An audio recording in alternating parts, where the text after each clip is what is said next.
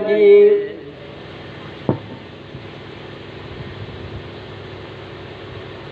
सब सभासद उठकर खड़े हो गए।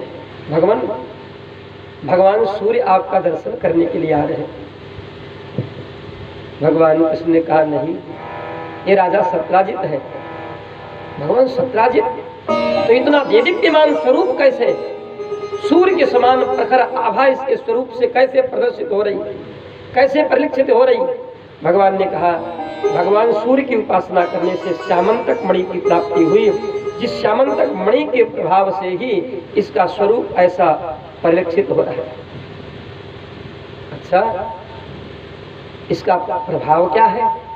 भगवान ने कहा, ये श्यामंतक मणि जहाँ पे रहती है वहाँ दरिद्रता नहीं आती। श्यामंतक मणि जहाँ रहती है वो अकाल नहीं पड़ता।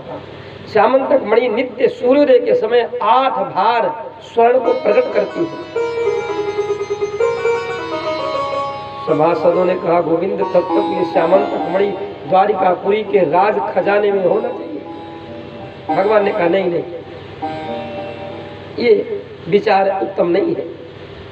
परिश्रम संसार में जो व्यक्ति अपने कल्याण के लिए करता है, परिश्रम का फल भी उसी को मिलना चाहिए। और फिर कोई भी वस्तु संसार की जिसको प्राप्त होती है, अधिकार भी तो उसी का होता है। लेकिन भगवान की बात भी सभासदों में सबके पल्ले पड़ी, पर एक आध दो तो ऐसे भी होते हैं ना जो सुन लेते हैं पर मानने को तैयार नहीं होते। वहां पर हाँ भी कह देते हैं पर पीछे जाकर कुछ न कुछ बदलाव जरूर करते हैं। सत्राजित आया, उससे पूछा, बैठने के लिए आसन दिया, स्वागत किया। एक दो सभासद उठे, सत्राजित के पास में बैठे, बोले, आप द्वारिकाधीश के राज्य में रहते हो, तो मेरे विचार से अगर ये श्यामंतक मणि आप भगवान को भेंट कर दें तो राजा के पास अगर ऐसा उत्तम श्यामंतक मणि रहेगी तो पूरी द्वारिका में मंगल होगा और इससे द्रव्य प्राप्त होने वाला जो स्वर्णाधिक है उस प्रजा के हित कार्य में लगेगा। सत्राजित बड़ा दुखी हुआ। आए थे हम दर्शन करने के लिए और ये सब जो है श्यामंतक मणि लेने की योजना बना रहे। सत्राजित वहां से चला गया। अभी 2-4 दिन बीता ही था कि तब तक सत्राजित का भाई प्रसेनजित श्यामंतक मणि को अपने गले में पहनकर एक घोड़े पर बैठकर शिकार खेलने के लिए गया। 180 तोला स्वर्ण वहां श्यामंतक मणि देती थी पर डे। 8 भार माने 180 तोला। ज्योतिष की बहुत सूक्ष्म गणना है।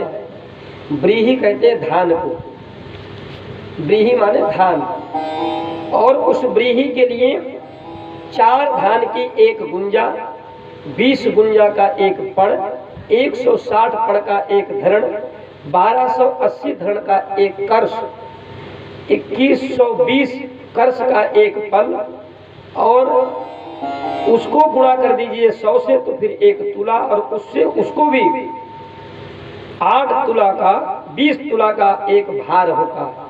यानी धान के दाना की गिनती की जाए तो 3,39,20,000 धान के दाना जो है इकट्ठा कर दीजिए तो 8 भार हो जाता है।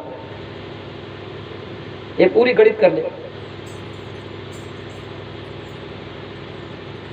तोला के नाप से 180 तोला होगा। प्रसेन उस मणि को पहन के जब जंगल में गए तो सिंह की दृष्टि प्रसेन पर पड़ी। गले में कुछ चमकने वाला पदार्थ क्या है, सिंह को तो नहीं मालूम, पर उस चमकने वाली उस पदार्थ पर जब दृष्टि पड़ी तो सिंह ने प्रसेनजित के ऊपर आक्रमण किया, प्रसेनजित का वध कर दिया।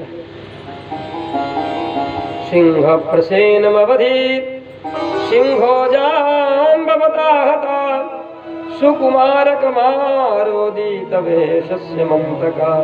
हरिवंश पुराण का श्लोक। सिंह ने उस अश्व और प्रसेन को मारा, मणि ले ली। मणि को लेकर जब वो चला अपने मुख में दबा करके तो जामवंत जी ने उस